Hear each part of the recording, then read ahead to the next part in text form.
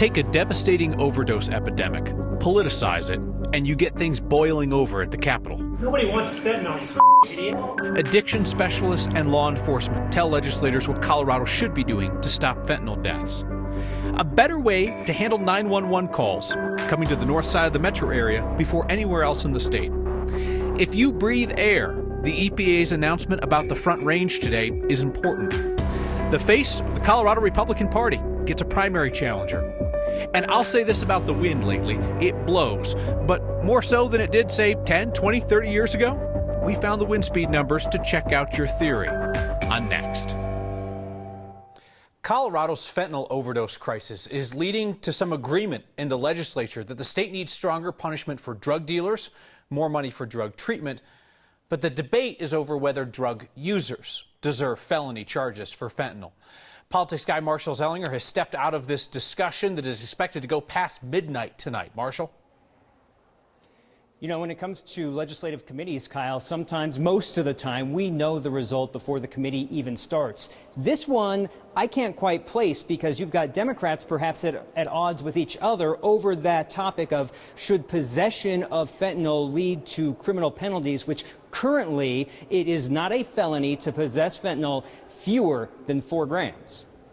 Law enforcement, lawmakers, doctors, and parents, a topic difficult for all to agree. In July of 2021, I lost my only 2 sons to fentanyl poisoning. I come to you today to tell you I was almost another statistic of fentanyl poisoning. This was the start of today's debate on a fentanyl bill that will strengthen penalties for dealing fentanyl, provide immunity from certain punishment for people who report overdoses even if they supplied the drug, and create a prevention and education campaign. As of right now, it will not refelonize simply possessing fentanyl in amounts fewer than 4 grams. What we are trying to do with this bill is ensure that those who survive a fentanyl poisoning or overdose are not just thrown into incarceration, but get access to the treatment that they deserve and need. Democratic State Representative Leslie Herod is not normally on this committee. She was picked to fill in for another lawmaker, which might signal what Democratic bill sponsor and House Speaker Alec Garnett does and does not want this bill to become. No one introduced a possession bill. No one before session, before we met all of our legislative deadlines, came forward and said, this is such an important issue, I have to introduce a bill. The issue of criminalizing possession of any amount of fentanyl will take up much of this debate. There is a role for law enforcement to play here, and it's one that would save lives.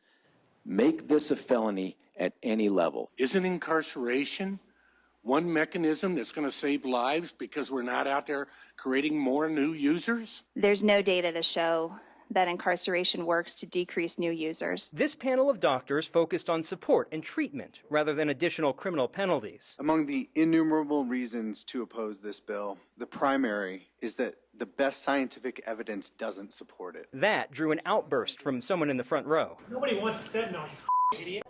To the gentleman that yelled at me earlier, you're absolutely right. No one wants fentanyl. We need more resources.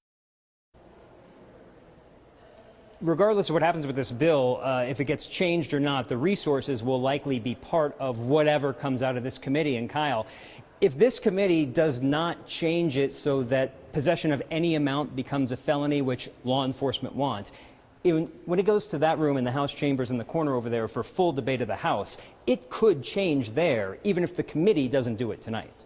Marshall, with all of the talk about making this a focus with the recent rash of overdose deaths, is there any chance that the bill fails tonight and that's the end of the discussion for the session? You've got the House Speaker sponsoring the bill, so I have a feeling when the top Democrat of the House puts his name on it, it's going to come out one way or another. And I'll point out that with Representative Herod being substituted onto this committee because another lawmaker is preparing for surgery and she does not want possession to be criminalized, I think that signals they've got perhaps the support to get it through without doing that. All right. We will be watching through the night. Marshall, thank you. So part of the issue is that fentanyl is cheap to make. It's easy to smuggle into the U.S. Adams County Sheriff's Office announced today it seized almost 60,000 fentanyl pills in a single bust. They're not releasing the names of the people arrested, saying this is a wider investigation with the DEA that continues. Colorado's Board of Education is deciding whether or not to remove references to LGBTQ people and issues from K through 3 curriculum. This is not a sex ed thing. It's about whether social studies lessons in those grades will acknowledge that LGBTQ people exist. The Department of Education committee recommended that those references come out. There's going to be public input at tomorrow night's State Board of Ed meeting, but there are months of discussions on the curriculum standards coming up. Final vote won't be until the end of the year. So you call 911 in a dire situation, and you're hoping for the fastest response from the closest first responder. Technology has not been able to consistently deliver that until the first integrated dispatch system in Colorado went live last week. Our Katie Eastman headed for the north side of the metro area to take a look. The difference between a click and a call matters in a dispatch center. It could take up to 1 to 2, almost 3 minutes sometimes, depending. And what's the difference between 1 to 3 minutes in your job? A life. Before last week, Brandy Seaton says those minutes at the Thornton Emergency Communication Center were taken up by a complicated process. We would call over the radio, and then we would ask them for the units, and if they say yes, we have to give them the address, what type of call it is.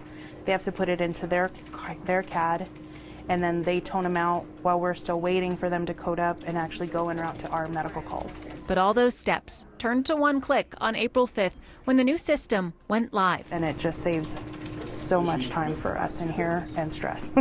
So historically, our dispatch centers have always been working in silos. Thornton Deputy Fire Chief Steve Kelly has been working on this integrated dispatch system for 5 years. Now North Metro, Thornton, Adams County, South Adams County, and Brighton Fire can all easily dispatch resources to each other in real time. And these are the units that are actually available to us. And just being on one side of a street may dictate what dispatch center is going to be receiving that call. Westminster and Broomfield will be connected on this system in June, and the goal is to eventually connect all of the Denver metro area. We've really dropped that sense of borders, and we're now really operating as one region. The day the system went live, they saw it in action when someone called in a fire at these townhomes in unincorporated Adams County. And our fire unit was the closest, and our fire unit got there on scene within 30 seconds. Seconds, maybe even minutes, saved. So far, getting this project off the ground has cost $1.5 million. That money comes from a regional grant. Deputy Chief Kelly says the financing will be a barrier for other agencies to join, but ultimately he believes the system saves money in the long run because, Kyle, he says they're using more resources more efficiently. So you think about how this might come into play in kind of like a mass incident where there's a huge mobilization like the Marshall Fire. Would it be that much more helpful then? Yep, he said that kind of coordination during the Marshall Fire would have been so helpful. All right, Katie Eastman reporting. Thank you so much, Katie. The EPA plans to label Colorado's Front Range as a severe pollution area, and that could mean some expensive work for hundreds of businesses in order to provide us with cleaner air for breathing. The EPA aims to classify Denver and the Northern Front Range as a severe air quality violator. Feds say that years of air quality data show that the Front Range has not been meeting the ozone standards required by the Clean Air Act. Here's the bottom line if this happens. The change would require more expensive reformulated gas during the summer months and caps on how much emissions are allowed. So right now, the state has 260 major source facilities. Think like the Suncor plant. This reclassification would broaden the businesses tracked by regulators, up to 470 of them, which would require them to comply with stricter standards. And so they have to either implement cleaner processes, they have to add pollution control equipment, they have to maybe change the number of hours of operation that they undertake a year to stay under the new limits. And so it's basically a reduction in the industrial sector's allowable emissions. The state health department said it welcomes this change from the feds, that it would allow the state to hold polluters accountable and reduce emissions. Here come the primary challengers for Colorado's congresswomen. While in Boulder, the talk is about who isn't in the running for the job running the university system. And is Denver windier than it used to be, or does it just feel that way? Next.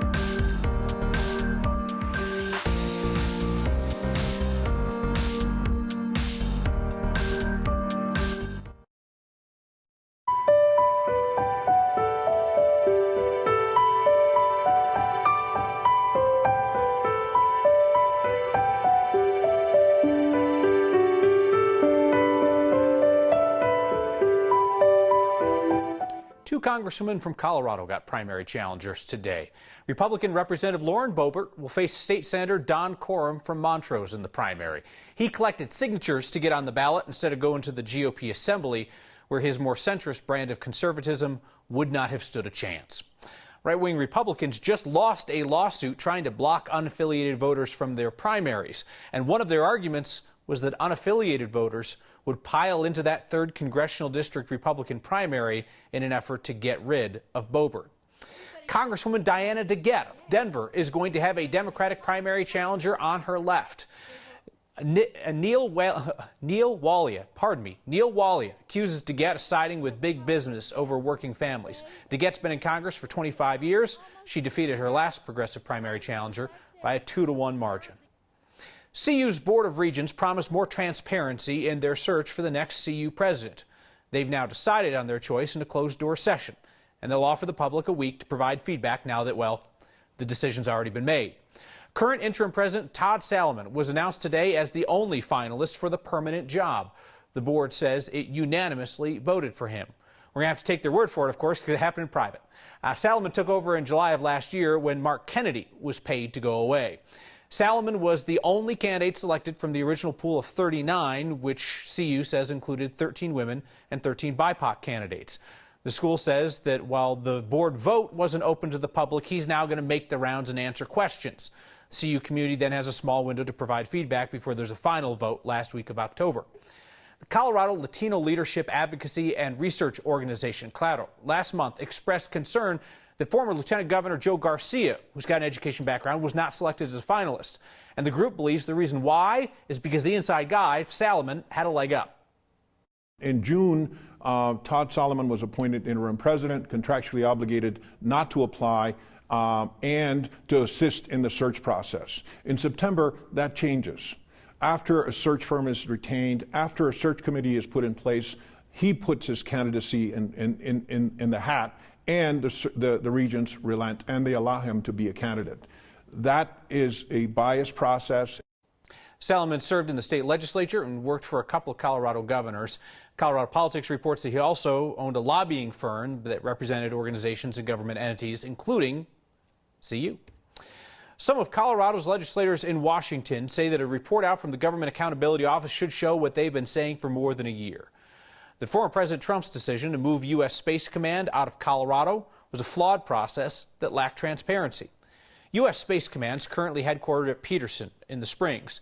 The Pentagon announced in early 2021, a week before President Trump left office, that it was going to move Space Command to Huntsville, Alabama after 2026. You've got Republicans and Democrats in Colorado's delegation in Washington that have pushed back, saying that this decision could endanger national security. And they've said that the decision to go with Alabama was just a political one by Trump. Government Accountability Office looked into the decision. Report's not public yet. But Democratic Senators Michael Bennet and John Hickenlooper, along with Republican Congressman Doug Lamborn, Democratic Congressman Jason Crow, say they've been briefed, and they released a joint statement today saying that it shows that the process behind the decision, quote unquote, neglected key national security and cost considerations. The legislators point out that the Russian war in Ukraine makes it more important than ever that Space Command is able to operate at full capacity. The winds have really been whipping lately. More so than usual? Or did we just forget that the wind has always been this strong? You know, hunches are entertaining, but hard numbers are better. We have them. Next.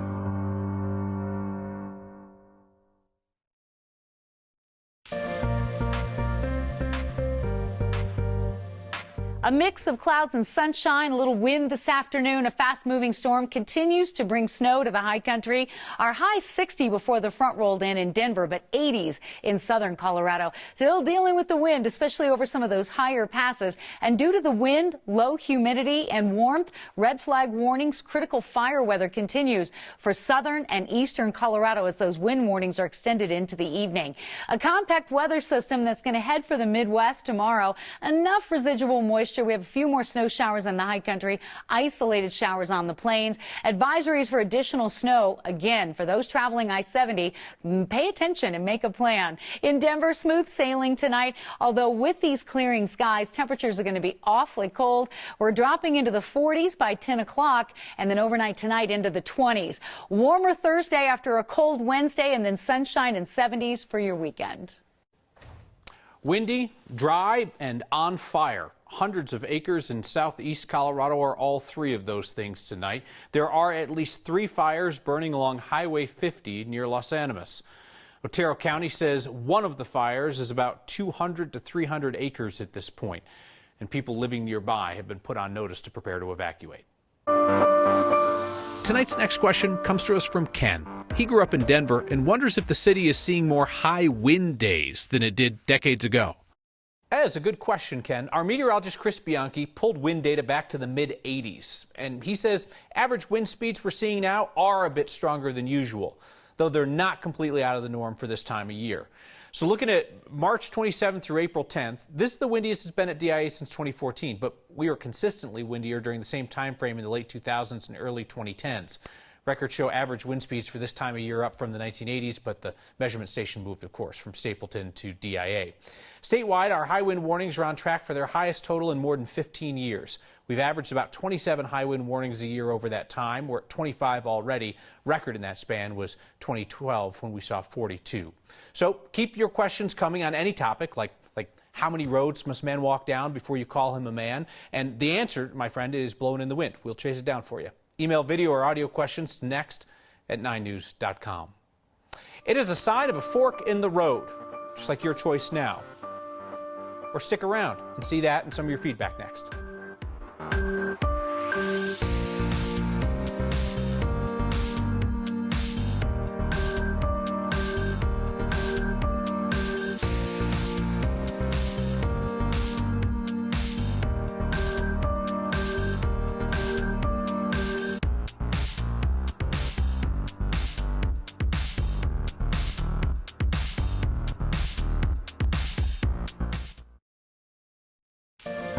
It's a sign.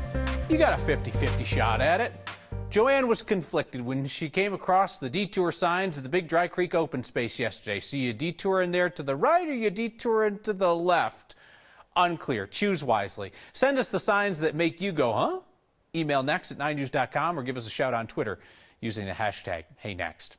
Feedback tonight from Izzy on the State Board of Ed hearing a recommendation from a committee that it remove references to LGBTQ people and issues from K through 3 curriculum. Izzy says as the parent of an LGBTQ teenager, removing references of their existence in children's curriculum is wrong. She says it takes less than 3 minutes to tell kids who people are and they love who they love, and most kids will accept the answer without a question. A lot of feedback tonight about Colorado's opioid epidemic and what legislators might choose to do about it.